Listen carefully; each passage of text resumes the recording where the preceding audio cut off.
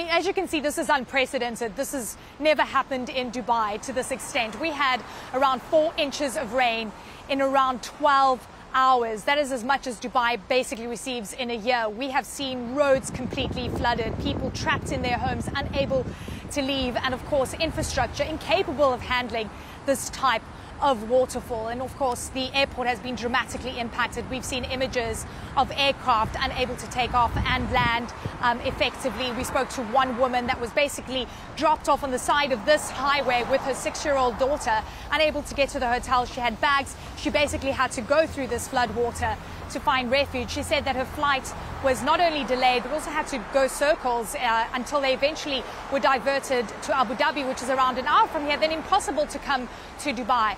It is unbelievable to see this kind of impact from the rainfall, and what of course we've been hearing from authorities is incredible cleanup time now. It's a sunny day in Dubai, that will help a little, but let me tell you, the city has come to a grinding halt. Hey partner, they want you to head out, okay? Un policía se disponía a sacar a un hombre de esta tienda en una gasolinera al norte de Phoenix. De repente, el hombre sacó un cuchillo y agredió a la gente.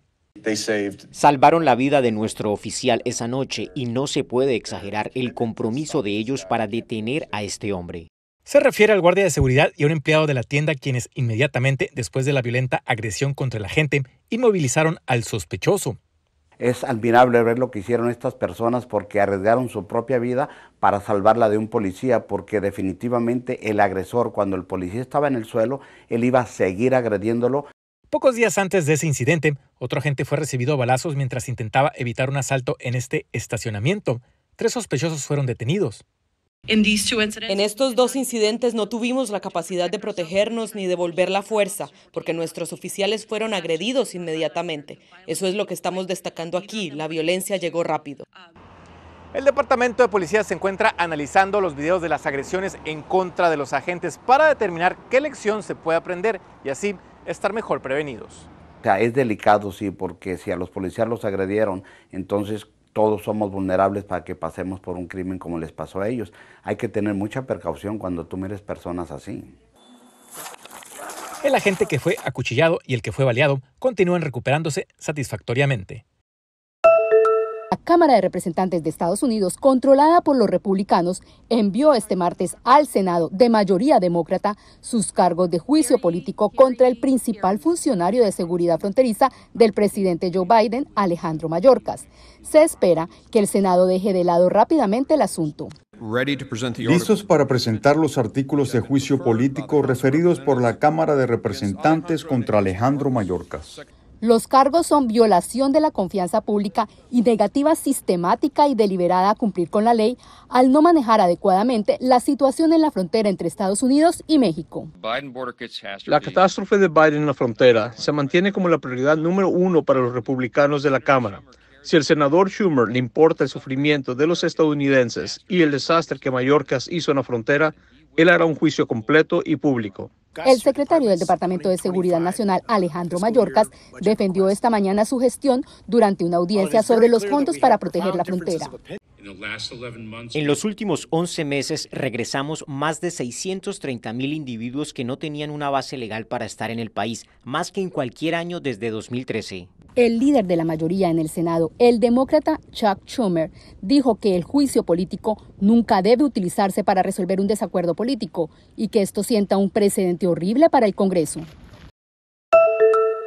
Durante la reunión de los líderes de la Comunidad de Estados Latinoamericanos y Caribeños, CELAC, el presidente de Venezuela, Nicolás Maduro, ordenó el cierre de la embajada y los consulados venezolanos en Ecuador, argumentando solidaridad con el gobierno de México. He ordenado cerrar nuestra embajada en Ecuador, cerrar el consulado en Quito, cerrar de inmediato el consulado en Guayaquil. Y es que el ingreso de fuerzas ecuatorianas a la Embajada de México en Ecuador y el respeto a la condición de asilo del expresidente ecuatoriano Jorge Glass son los temas en la reunión de los países miembros de la Comunidad de Estados Latinoamericanos y Caribeños, CELAC. Los presidentes de los 32 países miembros del organismo fueron convocados por la mandataria de Honduras, Xiomara Castro, quien ejerce la presidencia rotativa del bloque. Nuestros presidentes, nuestras presidentas de América Latina y el Caribe, quienes nos definan cuál será la hoja de ruta para seguir presionando por el cumplimiento de las normas del derecho internacional, respetar la condición de asilo del señor Jorge Glass. El analista Graco Pérez subraya la necesidad de buscar consensos ante la división ideológica que reina en la CELAC. América Latina está sufriendo en este momento esa degradación de la aplicación del derecho internacional y la instrumentalización de las organizaciones, porque obviamente existe una separación ideológica muy marcada. El gobierno de Honduras considera que el ingreso de fuerzas policiales de Ecuador a la Embajada de México en Quito representa un uso indebido de la fuerza que viola el principio de inviolabilidad de las sedes diplomáticas. Pero algunos países miembros de CELAC, como Argentina, Costa Rica, Paraguay, Perú y Uruguay, objetaron la convocatoria de la cumbre de presidentes, alegando que carecía de consenso. Activistas nicaragüenses rechazan la decisión del gobierno de México de financiar 8 proyectos de cooperación con Nicaragua, en rubros agrícolas, gestión de riesgos y medio ambiente. El gobierno del presidente López Obrador tiene afinidades con el régimen de la dictadura de Ortega y Murillo. Para el abogado y activista Héctor Mairena, México y otros países de la región deberían frenar el apoyo económico a Nicaragua. En Nicaragua hay una dictadura que violenta flagrantemente los derechos humanos. No obstante, tanto el gobierno de México como el de Nicaragua sostienen que seguirán fortaleciendo sus relaciones políticas y económicas tras la ejecución de los 8 proyectos de cooperación. En la 11ª reunión de Comisión Mixta México y Nicaragua, en la sede de la Cancillería nicaragüense, se aprobaron 8 proyectos de cooperación técnica y científica en rubros agrícolas, gestión de riesgos y medio ambiente. Este significativo evento que fortalece aún más las relaciones políticas y de cooperación entre ambos países. México ha sido de los pocos países del hemisferio en afianzar su relación con Nicaragua desde que en el país centroamericano estalló el conflicto sociopolítico en 2018, según refiere el exdiplomático Ricardo Lizano. Se manifiesta una intención política de López Obrador y una forma también de parte de la dictadura Ortega Murillo de romper el aislamiento en el que se encuentra. Tras el asalto a la Embajada de México en Ecuador, Nicaragua fue el único país que rompió relaciones con Quito, una decisión celebrada por el gobierno mexicano. Desde Managua, Donaldo Hernández de La Voz de América para Tele Aruba.